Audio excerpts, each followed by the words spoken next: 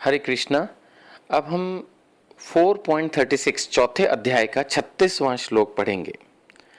अपि चेत असि पापेभ्य सर्वेभ्य पाप कृतं तम सर्वं ज्ञान पल्वेन एव व्रजिनं संतरिष्यसि। अर्थात यदि तुम्हें समस्त पापियों में भी सर्वाधिक पापी समझा जाए तो भी तुम दिव्य ज्ञान रूपी नाव में स्थित होकर दुख सागर को पार करने में समर्थ होगे।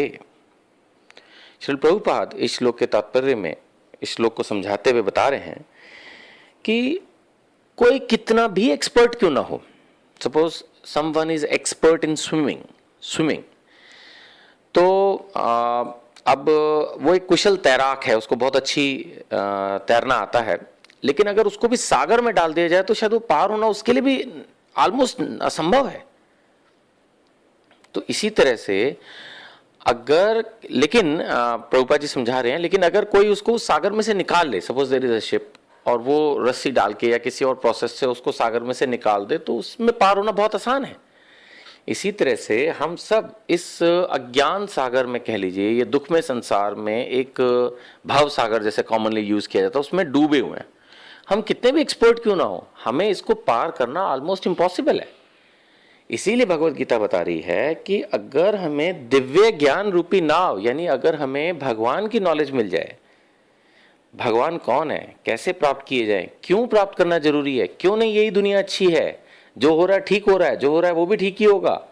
क्या अगर हम सिर्फ इसी फिलॉसफी से चलते रहें तो क्या हमारा ये मनुष्य जीवन सफल होगा, जो हमारे मनुष्य जीवन का मुख्य उद्देश्य क्या हमें प्राप्त हो जाएगा। तो इन श्लोकों से, इस पर्टिकुलर श्लोक से हमें ये नॉलेज मिल रही है कि अगर हम ज्ञान रूपी नाव हमें मिल जाए, यानी कि भक्ति की शुरुआत हमारी हो जाए, भक्ति सिस्टमैटिक कैसे करनी है वो हमें पता चल जाए, तो हम इस सागर को, इस भव सागर को, इस दुनिया में जिसमें दुख हैं, पाप हैं, कष्ट हैं, इसको हम पार कर सकते हैं।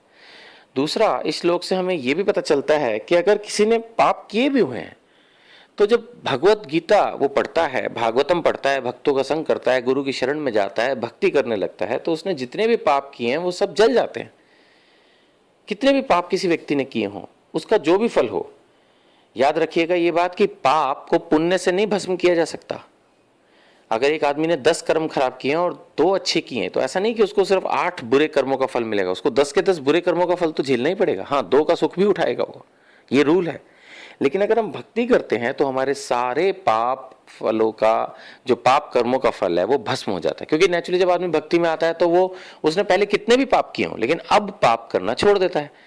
यानी एक लिमिट के बाद एक तो स्टॉप लग जाता है। और जो उसने पिछले पाप किए होते हैं उनको भी, जो भगवत गीता से रिलेटेड, भक्ति से रिलेटेड हमारी नॉलेज है, ज्ञान है, जब हमें वो प्राप्त होता है, गुरु की शरण प्राप्त होती है, तो फिर वो सारा पिछला धीरे धीरे करके जल जाता है और एक आदमी प्योर सोल बन जाती है। और जब प्योर सोल होगा वो फिर धीरे धीरे भक्ति करके भगवान के धाम को प्राप्त करता है। हरे कृष्णा।